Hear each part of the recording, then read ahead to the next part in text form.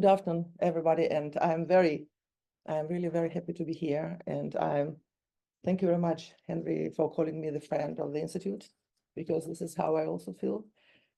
And I'm really happy to be here, and I will try to present you, to give a kind of book talk, and then we can discuss it. And thank you very much, Christina, for the fantastic organization of the event.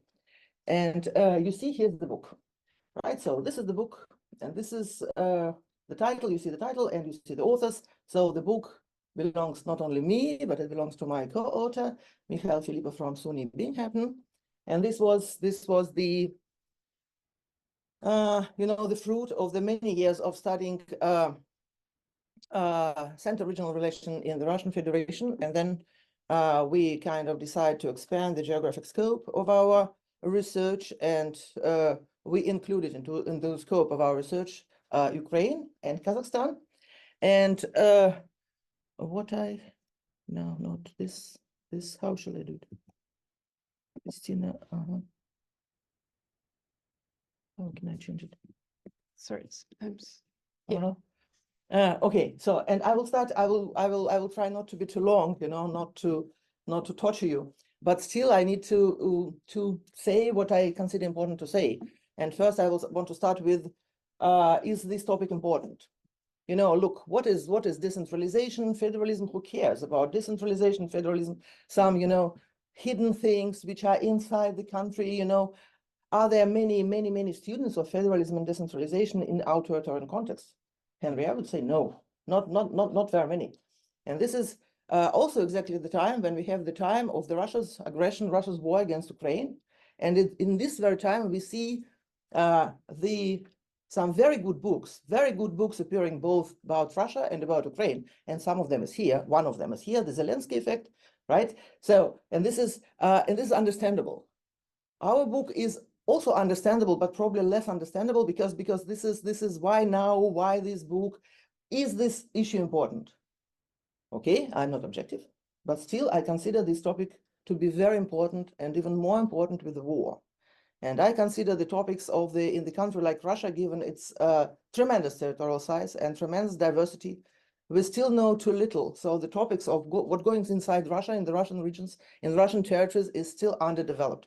Again, probably I'm biased. I am biased because I love my topic, as all we love what we are doing.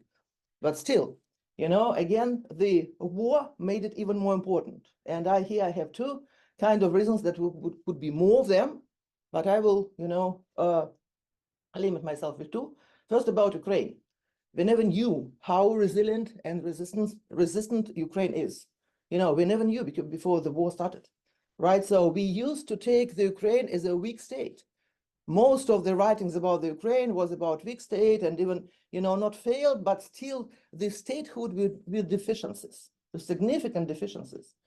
But right now, what we learned that we learned the remarkable resilience of Ukraine against Russia, and where its resilience is concentrated not only in Kiev, but also in the places, and probably not that much in the regions, but in the localities, in the cities. And here I want to address you to the decentralization reform that Ukraine started back, how many, 8 years ago, with the decentralization reform, in the year of 2014, right? And the reform was not completed when the war started, but still, the main contours of the reform were still there. So this is what we learned. And about Russia, we learned a very different thing, but still, and this is so interesting that we can talk about resilience in Ukraine because of decentralization. And we can talk about resilience of Russia also because of its not decentralization, but center-regional relations. And here, my point is that Russia cannot wage a war against Ukraine without regions. It would be not possible. Moscow only makes decisions. But who make the war? The war is made by the regions. Where are the enterprises now? The military-industrial complex. Are they in Moscow? There are some. But most of the enterprises, which are produces the military equipment, which are working 24 hours a day, 7 days a week, where are they? They are in the regions, And where comes the manpower to fight for the war and to, I'm sorry for this pathos, but to die for Putin? Where do they come from? From the regions, not from Moscow, not that much from St. Petersburg. because we know about this asymmetric conflict that they are doing in the regions. So, and now my last point about this, the Putin address, very recent, the last day of February this year, his address to the Federal Assembly, many interesting things in the address. But one of them was who to entrust the country to. And the Putin answer was to the military personnel who should work in the government for the future, but in what kind of government? Not in Moscow that much, but in the regions, being the governors, being present very much, and even more in the regional administrations. What we are going to see in, I would say, a couple of years, it would be different administrations with the different people all over Russia. This military man coming from the war with all the consequences that you brought physically, mentally from the war, you know. So, and this is the time of heroes. The time of heroes is a program which was just launched, Время Героев, is designed to prepare the military personnel to work in this government, and there are many more than 15,000 now submissions to be there to come through this program. But this is for military, you know. So this is we are going to witness the profound changes in the composition of the regional administration and the composition of the corps of the governors. This would be my now. So this was kind of, thank you. This was kind of preliminary, right? So that's why I was trying to convince you that it is important, because the book is finished, but the research is not. The research is not. It's ever going. It's eternal for us, you know, for my code, for myself. It's a kind of eternal topic. We are doing it all the time. And the idea was not to just write a book and finish the book and say, oh, so the idea was also this. Yeah, sure. But it was also the idea to build a theoretical framework which could be useful not only to explain what do we have now, but also would be useful to explain what we are going to expect in the future. Because why do we need theory? To make predictions, right? So to advance a theoretical understanding of the role of institutions of the personal autocracies. This was if you would go from the I would say from the deductive, from the more general to more kind of in detail. So this is about the institutions and autocracies. What kind of institution autocracies? Federalism and decentralization. And what kind of autocracies? Because there are many of them. These are personalist autocracies. And we have, you know, the idea was to have free country cases and 2 dimensions, to make it like this, you know. So this is, excuse me, my body language, you know, but make it like we have 3 countries and we have 2 dimensions. The 3 countries are Russia, Ukraine, and Kazakhstan, and 2 dimensions are 2 crises. One is COVID-19 pandemic, and the other is the war. What are the main arguments? The main arguments is that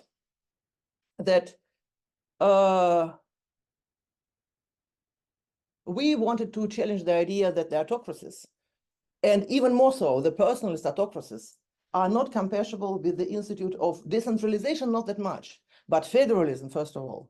Why? Because the personalist autocracies, they have one very big problem, and this problem is the limited size of the ruling coalition, because it's a personalist autocracy, and by default, it has a limited size of the ruling coalition. But the idea is, what you want to do, you want to control the whole country. You know, you have limited people here sitting, let's say in Moscow, but you want to control the whole country and to keep the loyalty and to keep the legitimacy of the whole country, and thus, you know, be resilient. And this is particularly demanding in large and diverse countries like Russia, also like Kazakhstan, also like Ukraine. We claim that federalism and decentralization, these are the institutions that facilitate solving this problem, because this problem needed to be solved. How are you solving it? You divide and decentralize power. You make it a multi-level power structure. So, and this is we consider to be kind of our finding, or probably not that much ours, but still, you know. So what you do, you understand that if you concentrate all your power here, you don't share it. You need to share it. But how you share it? This is the important thing. So you create the multi-level power structure, having these people, so what we call inner circle of Putin, let's say, right? And the ruling coalition, which is diverse, with a different type of institutions of rules which would structure this broader coalition. So, and we claim that this is this multi-level power structure that would shield the ruling clique, okay, the ruling coalition from public scrutiny, and in times of crisis, especially, it would give you the possibility to shift the blame. We know we have a lot of, again, good articles explaining how this was the case during the COVID-19 pandemic, how this was the blame was shifted to the regions, while the regions were in turn shifting the blame to the localities. Okay. And the main argument, this is the continuation of the previous slide. So the institution of federalism and decentralization, we claim, these are useful instruments in hands of the rulers, supporting their political survival. Good. But for me, this point is important. You know, they are powerful, useful, and powerful, and critically important instruments under one condition. At least one condition, but this condition is important. Political power is concentrated in the center. This is yes, and nobody would claim it in the case of Russia, for instance. Also not in the case of Kazakhstan. But the regional authorities of those who are belonging to the lower tier of the ruling coalition of the second tier, if you want. This is the governors. These are the head of the regions. These are akims, how they are called in Kazakhstan. They are not passive subordinates of the center, or their victims, because this is also a normal kind of statement saying that the regions, let's say in Russia, they're just the victims of Moscow. They have no other choice but to be loyal to Moscow because of their fear, because they can give because their political survival depends on that, and so on and so forth. So they are the victims. So this is the kind, I would say, the simplistic view of the power vertical, which is very much used when we are talking about Russia. They are not the victims, but at the same time, they're surely not the public politicians, like they are if we were with the Democratic Federation. They are not. So they should be neither this nor that. What should they be? They should be the stakeholders of the regime. So, and this is the stakeholders who are not only work for Moscow, defending Moscow interests and Kremlin's Putin interests because they have no other choice, but they do it enthusiastically. They do it. They prefer to put their shoulder, to defend Putin, even if this would be harmful for their own legitimacy. So they are the stakeholders again. And this condition was met only in Russia from these three countries, but in full. So we could see in full, the full example. So the embodiment of this general model of how you make, and this was one of the aims of the book, to follow how you make the governors, the regional governors, the stakeholders, not the victims, not the public politicians, but the stakeholders of the regime. The Russian model. So this is since this was realized only in Russia. So they are the stakeholders. So they are the bargaining between Moscow and the regions is excluded. And we were working in the book explaining and presenting the different instruments of how you make the stakeholders, because this was not kind of one thing that you I don't know, Kiriyenko, right? So from the presidential administration. So yesterday he thought, it would be good to make the stakeholders. And tomorrow they are the stakeholders. No, it was a very skillful process of making these stakeholders for many years, and this was, we know that the institutions work in combination. And this was the combination of the different channels and mechanisms, not channels, probably is not a good word, but mechanisms of how you make these stakeholders. So what we also try to, again, to explain and to follow this mechanism, how they were constructed, how they worked together. So, okay, this is the strict control on national and national, I'm sorry, so then national and regional. So this is my mistake.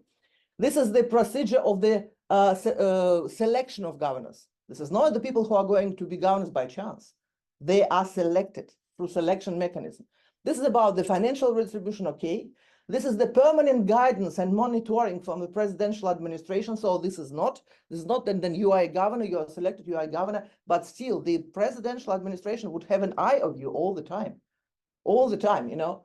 And also United Russia, through United Russia Party, as we know, as almost all the governors in the Russian Federation, they are the members of the United Russia Party. This membership kind of expands. It was not that much incumbent regional governors who were the members of the United Russia Party, but they are now, you know, recently during this fall, I think like 3 or 4, the last or the almost last governors. So they are the members of the United Russia Party, and no real representation of regional interests at the federal level through the upper chamber of the parliament. You know what is also about Russian model. This is supporting regime legitimacy. This is very important. So this is basically the most important point. So that legitimacy of the regime would not end in Moscow. The legitimacy of the regime, you are a stakeholder. When you support the legitimacy of the regime, doesn't matter what region you are the governor. You can be in Penza, you can be in Vladivostok, or in Primorsky Krai, you can be elsewhere, but you are you support the legitimacy of the regime. An important point is that the regional governors help Moscow to present what is legitimacy. What is the essence of legitimacy? To present the current political regime as the best possible.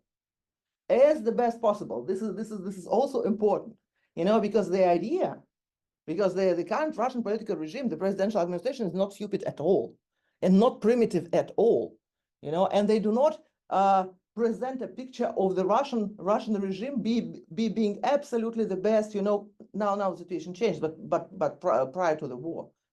But they would say this is the best possible. This is the best feasible. All other options, all other changes of the political regime, you know, let's say, I don't know, democratization or big reforms, they imply the suffering of the population, the disorder, the corruption, the loss of the criminal rates, the increase in criminal rates, the loss of the governability, and so on and so forth. And this is not by chance that the 90s are presented as, or what always presented as лихие 90. I don't know how to translate it as this not turbulent 90s, but this unruly. Yeah, okay. Yeah, so unruly 90s. So however, but for me, this 90s, this was the period then it was a possibility. It was a hope for federalism. It was the period was not kind of, it were not kind of, how to say, live to the end, but it is presented as the most, the worst, the most black years, you know, in the Russian post-Soviet history. Now the war, and I will not too long now. So we present the war, what happened with the war. So the Kremlin delegated the new areas of responsibility that we know to the regions. The same thing, the same repertoire, which already happened during the COVID-19 crisis. So what you do, you make the decentralization in a way, but absolutely non-risky decentralization. The decentralization which could never spill up to the political sphere. So this is this non-risky decentralization. And now what we have now in the regions, this is the expanding of social patronage. This is a new thing. This is very, we tried also to cover it in the book, but when the book was finished, you know, since then, this process of social patronage expanded tremendously. And this is how what I use the word combination, the circle of war, kruг войны. The circle of war is expanding in the regions, because these are not only the people who are mobilized, these are not only convicts. So these are the people, these are the families, these are the friends of the families. So these are the children. So this is the social patronage, and the governors have personal responsibility to take care about this these people again, and these groups are expanding. You know, however, the main political message, which was during COVID, and this is now during the war, is different. You know, because during the pandemic, the message, so the probably implicit message to that Kremlin messaged, right, to the governors, that handle COVID on your own as best as you can, and then how they regionalize the challenge. You know, so this is, and by the way, during COVID, there were no kind of how I say, heroes. You know, so some the governors do it better, some do it worse, but the governors were not rated by the presidential administration. Who did it better? Who could find better ways to fight with COVID? And this was, you know, in the COVID of it was a normal dilemma. So it was a normal dilemma. How would I combine, if I'm a governor, how would I combine the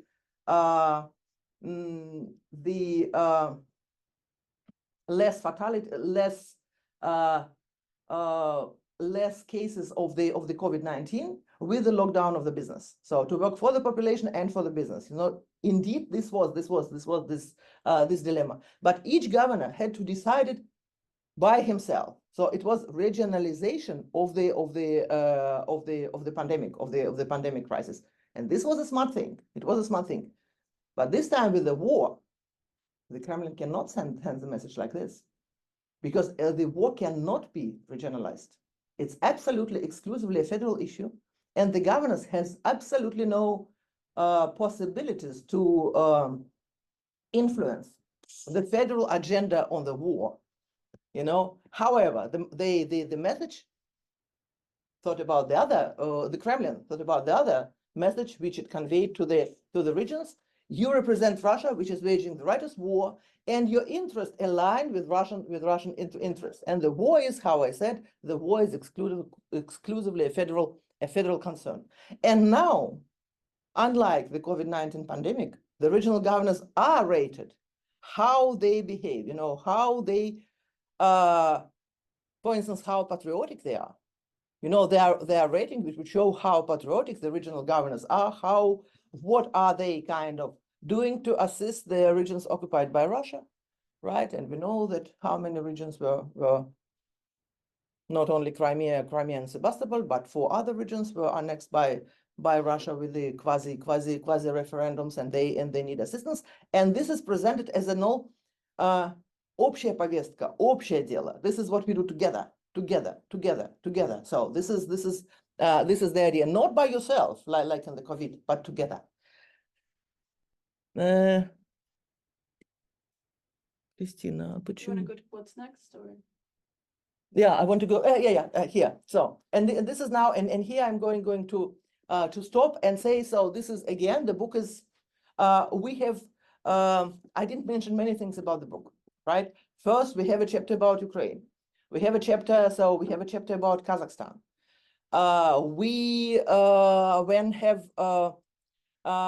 have. I would say this is. We have the chapter on the Soviet legacy. Because these countries, so what do they share? They share the Soviet legacy, and how the Soviet legacy played for federalism and decentralization in these 3 different cases. And then we have a chapter, and I would say this is a good chapter.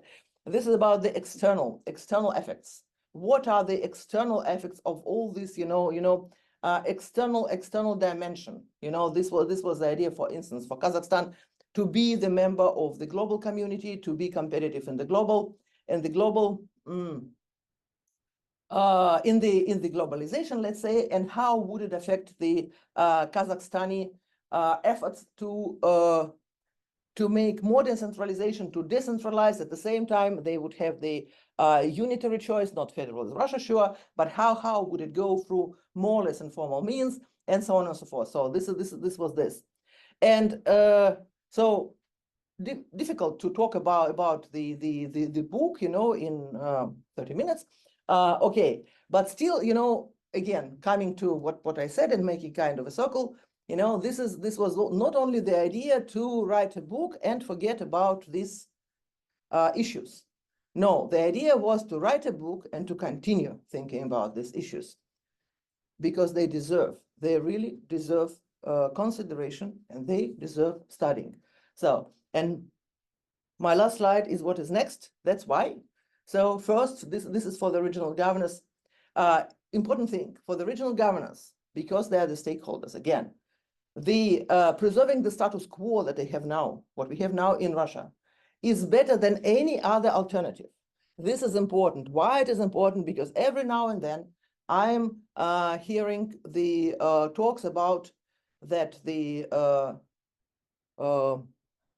even as far as about regional revolution. You know, the regions, you know, what the new kind of the drivers of the new Russia, of the reforms, of the democratization would come from below.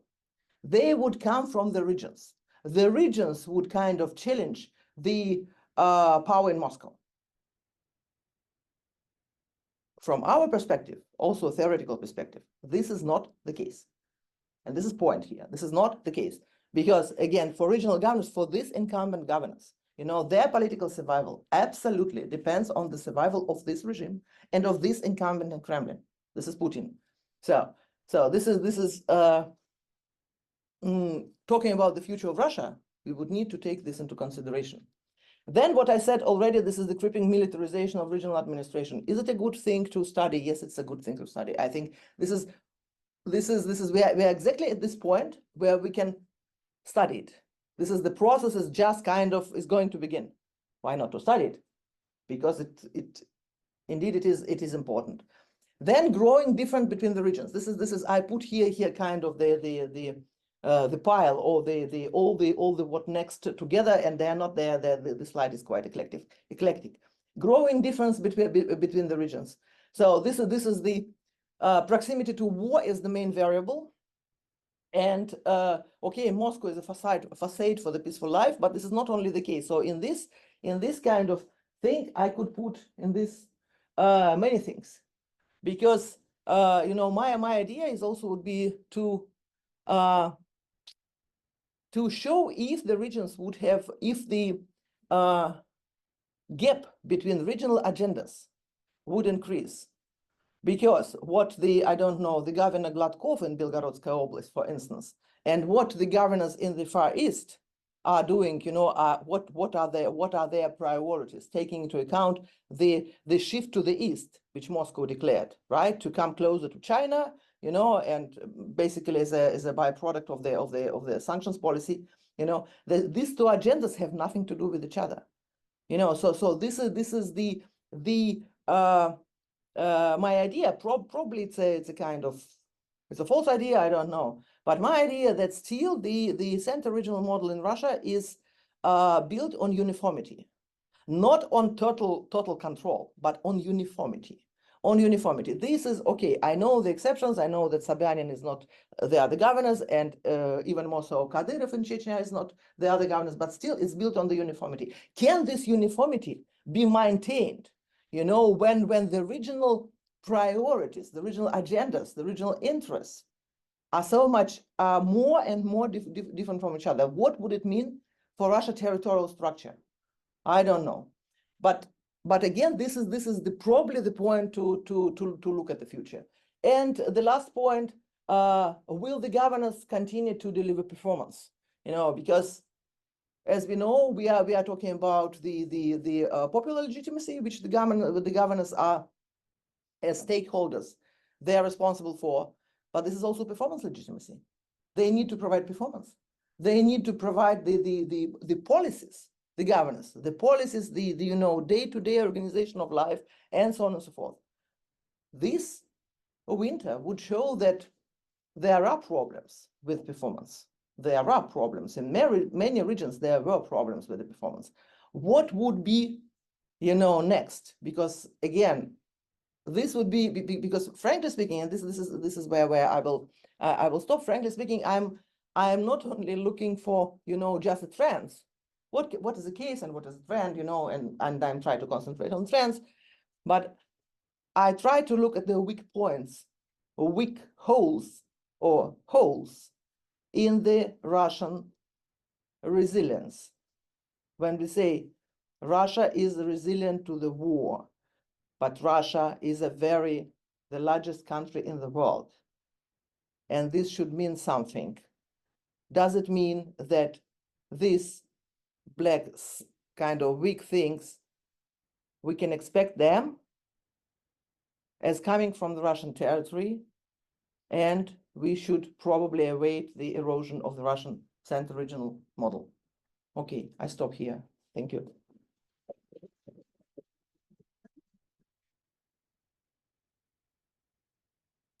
Okay, terrific. Thank you so much. So you have lots of questions. Maybe I'll start out by taking the privilege of the chair to ask the first one, and then we can open it up for discussion from people here in person or online. So I guess my first question is, what is the work that the actual institutions of federalism is doing?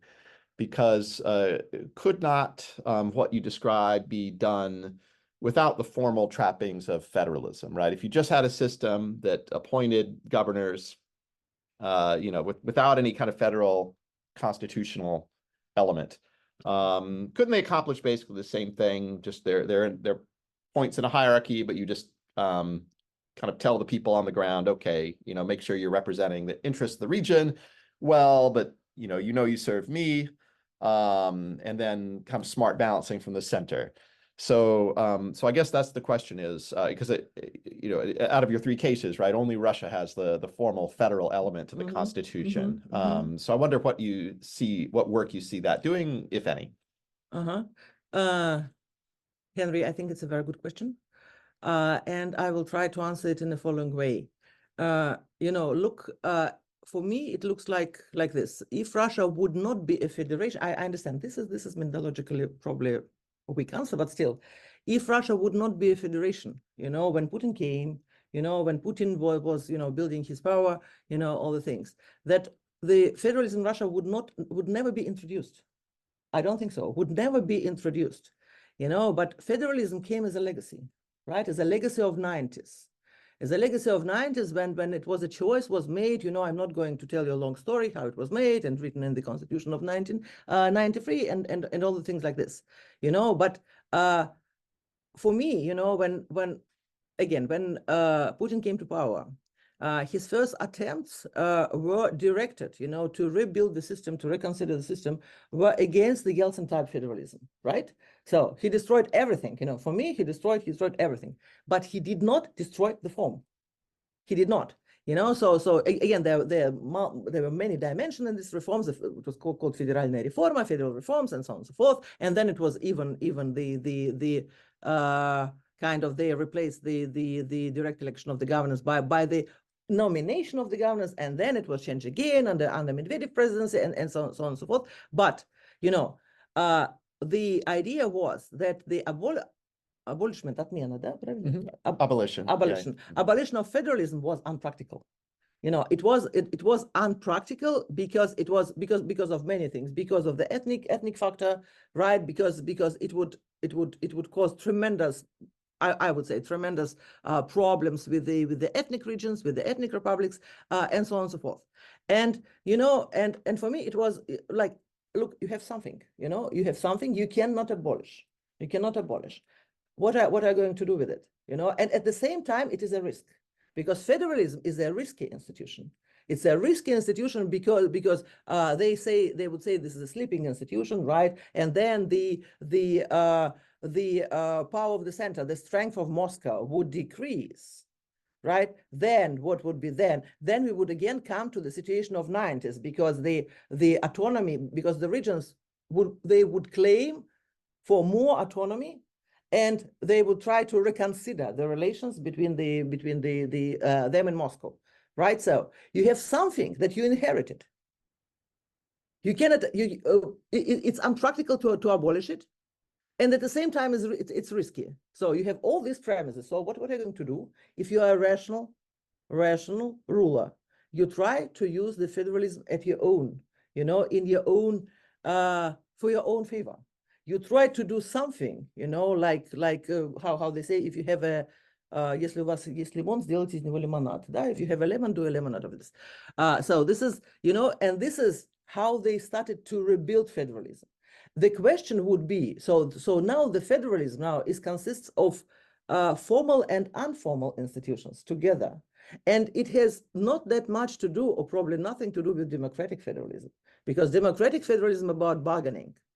So the question which I could make out of your question, is it still federalism? Is it still federalism? That's why I say, okay, it's authoritarian federalism, or I say it's a center-regional relations model, something like this. But for me, the idea was, again, you cannot abolish. It is risky. Abolish is unpractical because you don't want to have conflicts, but you want to change it, and you start to change it. And this is how they change it. So it plays, and this is for me, for us, I would say, the idea that the institutions of initially designed for democracies, not only federalism and decentralization, but also elections, they played completely different role than autocracies. And this is also about how modern autocracies work. That's why it's also important. All right, terrific. So let's open it up to the floor and just ask you to identify yourself, please. Hi, I'm Peter Rolberg. I teach here at GW, member of IRIS. So you focus in your presentation on the Russian case, right?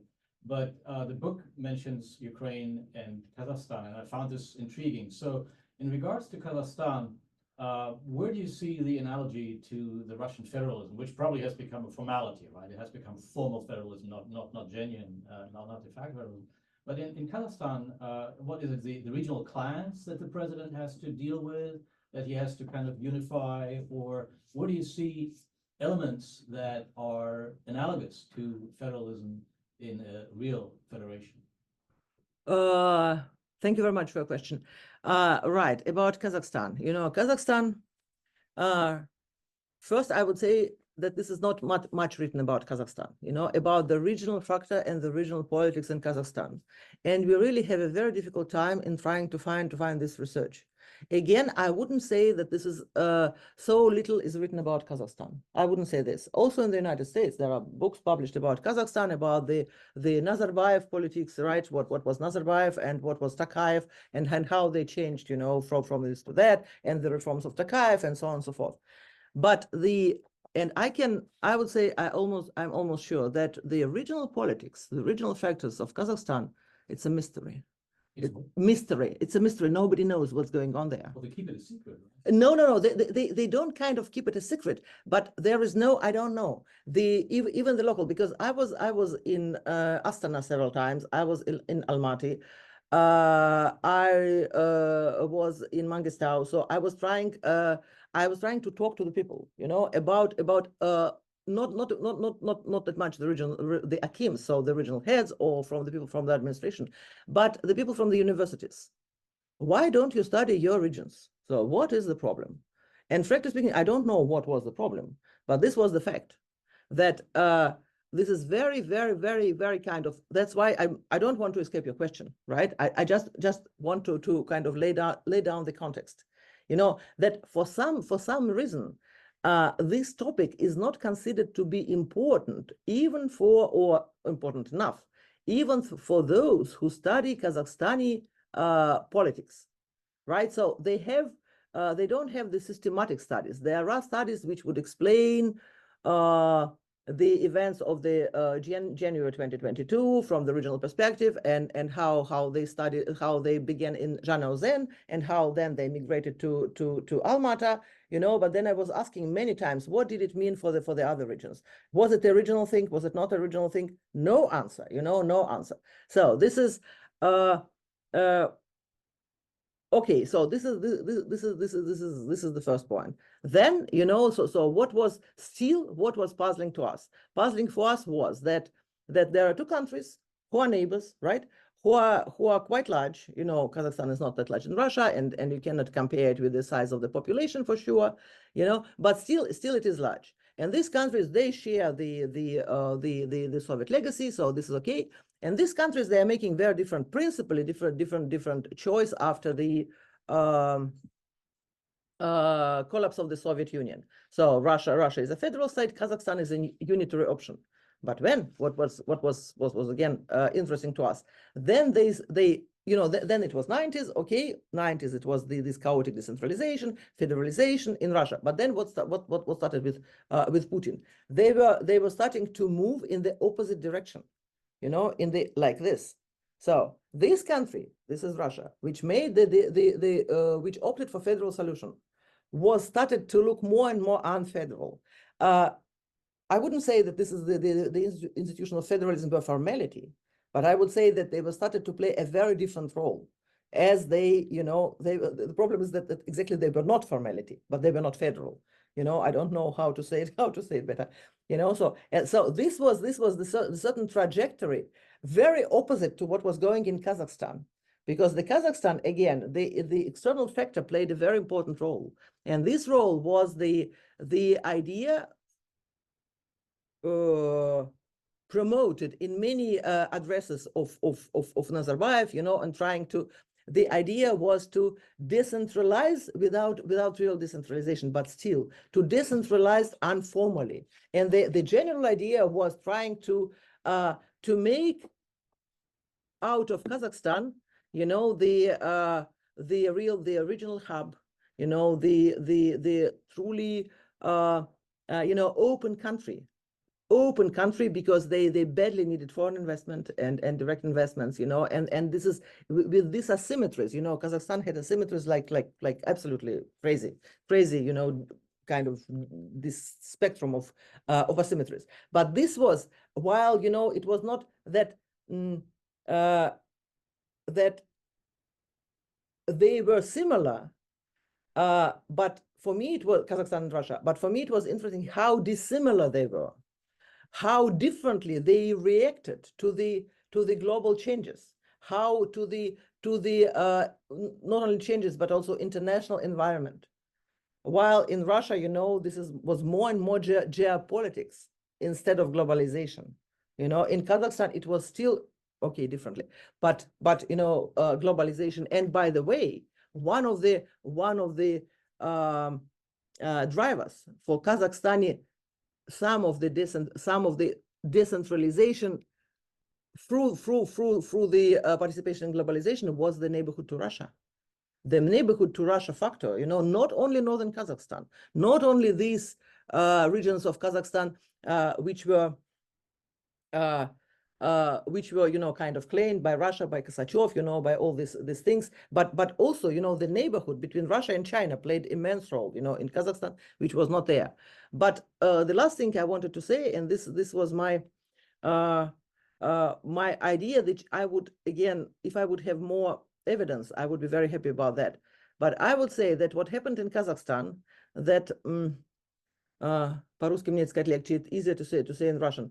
The Nazarbayevs, they suppressed their regional elites too much, because to make public politicians, or even to make stakeholders, you would need some initiative from the regional elite. You would need some professionalism from the regional elites. You would need some kind of the ability of the regional elites to make good enough, or at least some governance. In the case of Kazakhstan, is the problem for me is the very low quality of professionalism of the regional elites. This is very low quality, just this, because they press them too much. What they made out from them, they not public politicians, but they went too much with the other option, with making them passive servants, of the center. They are too much pressed by the center, and this is a problem, because when you play with decentralization, at least informally, you would need some more kind of initiative from the regional elites, and they don't know how to do that. They never experienced it, so you come to them with a challenge, and they cannot respond because they don't know how. This was my very last point. This was very visible in the COVID-19, because they tried. Like in Russia, they tried to put this fight with the COVID-19 to the regional Akims, but the regional Akims couldn't do it. What Russian governors could, differently, but still, but this could not. And then they changed again the strategy and make it more centralized. They tried to do it, to make it decentralized, like in Russia, but they could not. Okay, thank you. Sorry for being so long. Good. So we have one question online we'll take, then we'll go back to the room from, first of all, from Danielle Straquidanio, who basically asked about, are there differences in Russia between the republics and the kind of non-ethnic regions, the oblasts and krais? I would say yes and no. There are differences. There are differences, but there are when you say difference, yeah, difference implies many dimensions of difference. You can talk about many different dimensions. In some dimensions, the differences are very close, because, and again, the idea of the whole of the central regional model is about uniformity. It's not about emphasizing the ethnic factor in the Russian Federation. So this is here not. However, the center is flexible in a way. Moscow is flexible, and in some ways it presupposes that there are difference between the regions. There are. So, but this is I would say with the war there are even less differences, because now the war is the agenda and not about the regional differences or ethnic and non-ethnic difference or something like that. However, there is one big exception out of it, and this is the relationship between Putin and Kadyrov. So this is an ethnic republic. So this is okay. This is also Dagestan. So these are differences, but this is I wouldn't say the differences between Russian regions and ethnic regions. I would say the difference is more nuanced. This is about the difference. The Russian center periphery model, it is flexible in a way. It's flexible enough to understand that some regions need special treatment, not to produce the problem. So you have to be flexible. Okay, very cautious, but still flexible. And this is the case about Dagestan, and this is very much the case about Chechnya, which is absolutely the outlier. It is an outlier in the Russian system. Is it an ethnic republic? It is an ethnic republic. But do you have other ethnic republics which would have similar kind of something close to the relations that Putin have with Kadyrov? No, absolutely not. Okay, great. Let's see. I saw a question. Yeah. Hi, I'm Bogdan from Brisbane, Griffith University. Yeah, I'm just here. So I probably have the most basic question I could probably ask is how do you define decentralization? Because from what I understand, decentralization means assigning authority, so actual power. And in the case of Russia, I would say that it's not about assigning more authority to the regions, but rather it's more about assigning blame, enabling regions. So making regional leaders look bad whenever something goes wrong, and at the same time maintaining more or less positive image for the federal government. So whenever, even like, let's say when we talk about COVID policies, the same thing. If you are able to perform, if you are able to contain the virus, you will be rewarded. Otherwise, you will be punished. It has some also for local governance, it has some personal implications, let's say. So they're responsible personally, so they have access, they have this authority, and they need to perform at a certain level. Otherwise, they're going to lose this authority, and otherwise, they're going to be punished in a sense, or rewarded if they perform well. And how they're going to be rewarded? Another promotion, maybe they get to have this serve for the second term as the governor, or they get to to move to Moscow and assume some administrative role at the federal government, at the federal level.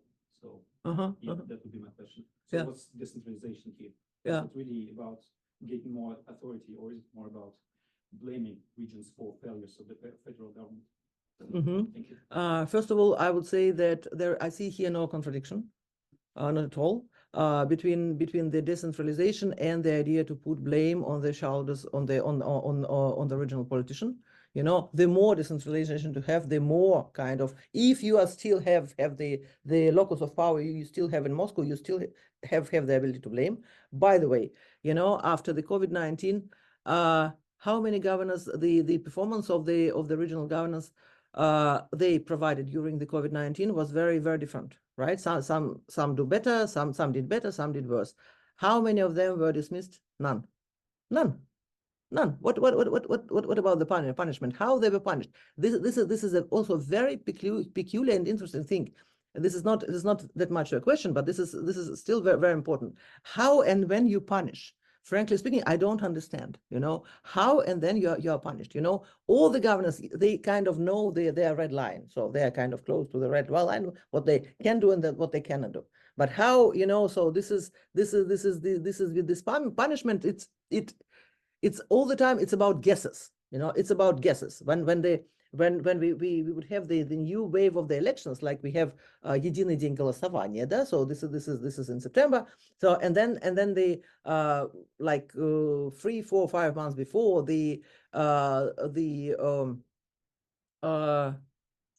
experts start to discuss, will he be punished and not to be re-elected or thing, and but this is all about guesses. This is very much and about the decentralization again. This has many dimensions, and there is political decentralization. This is about not the case, and this is about authority transferring.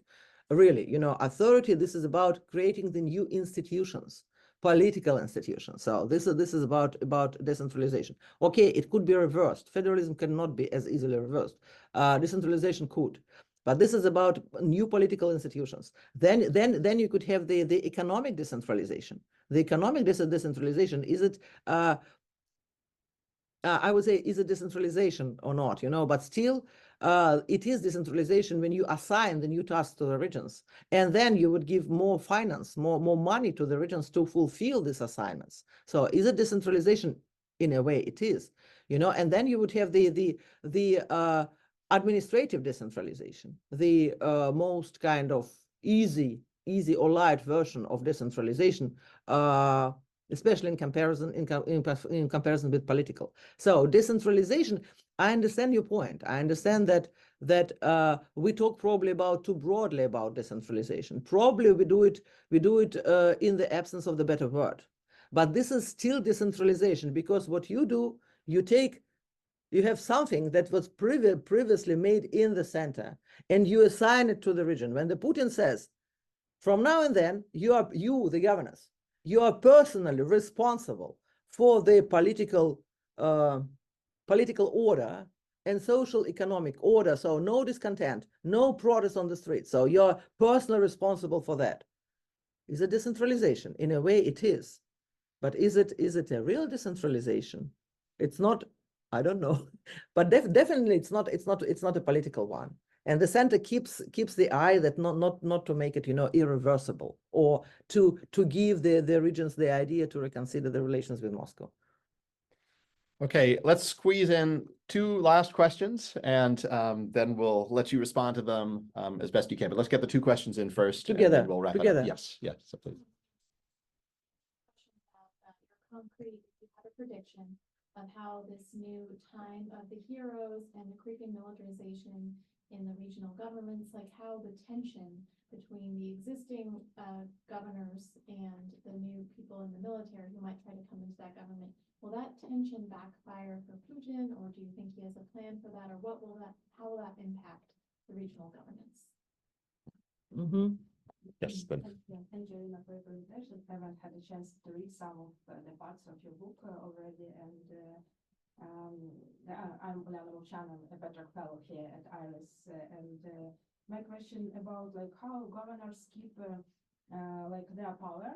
Do they let them actor in Russia? And what about region councils or mayors of big city inside this federalist unit? How they interact between each other? Do they belong to this one petrol networks, or how is this power organized? Mm-hmm. Thank you very much. This is two very different questions, but still. So this is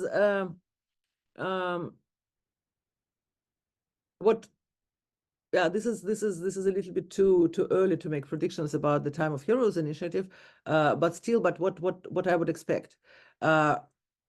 first, first that they will be, like students. So what will happen? They will be in the presidential administration. They now have these 15,000 of applications, to go through this time of Hero Initiative.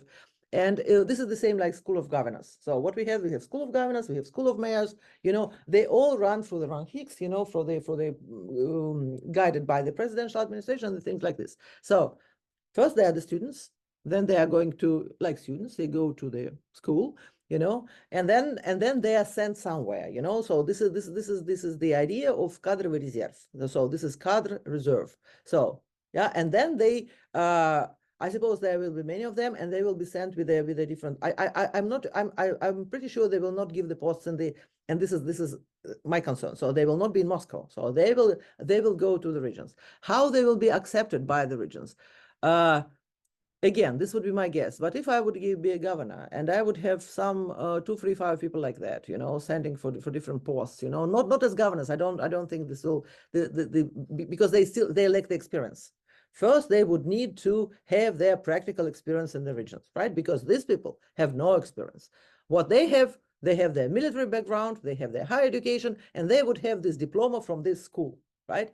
And you send them to Penza region, like say, okay, some cohort, some like a group of them. First, there would be time, then they would collect their experience. And if I would be a governor, I would use this time to adapt to the situation. I wouldn't go into confrontation with these people. I think that what the governors will do, the governors would kind of adapt in changing their to show their loyalty to the center. They would kind of think of what these people want, what kind of lessons did they, collected in Moscow, and then I would adapt. I don't think they would kind of, in any case, they would not confront them. They would not try to get rid of them, because this is absolutely useless.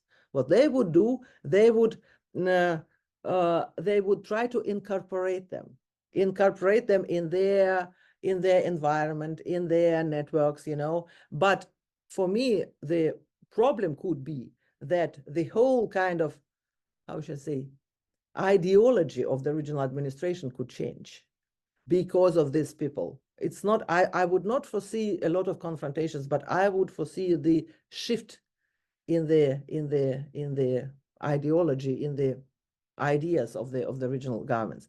And about the regional power, I will answer about the mayors, right? This is very important. This is, again, I like the word important. Yeah, but this is, but it is, because many times we concentrate on the too much. We concentrate on the regions, But what is a region? There are a lot of regions in Russia. This is nothing but a regional capital. It's nothing, So, and this is most of the population are absolutely concentrated in each region, is concentrated in the regional capitals. There is very few, I know 2 exceptions when the regional capital is not the largest city. I will not talk about this, but still, but normally, the politics, the political process is not, is kind of concentrated in the cities. So when we talk about territorial structure of Russia, we should not, and this is a very good thing. This is what we did not touch upon in our book, what we did not kind of explore in the book, but what we should probably explore in our next book. So this is about the cities, because this is I would say the mayors of the large cities, they are also the stakeholders, but this is of the regime. But this is interesting, how how this relationship between the regional governor and the mayor who are sitting in the same city, and in many cases in the same building, and in the same on the same street, on the same city center, how these relations are working. This is important, and absolutely the mayors should be considered as the potential actors, also in a way that if we were talking, my very last point, if we were talking about previously about the protests, about the potential for protests, social, political, whatever protests, where are they concentrated? Not in the regions, but in the cities. This is absolutely a city phenomenon and regional capital phenomenon in Russia. So, and thank you very much for your question. Okay, well, thank you so much for joining us, leading us on a great discussion, and for writing a great book. And best of luck for its success. And we look forward to having you back again for the next book. Yeah, I think my co-author. Yeah, Yeah. It's not my book, it's Mhm. our book. Спасибо большое. Thank you very much.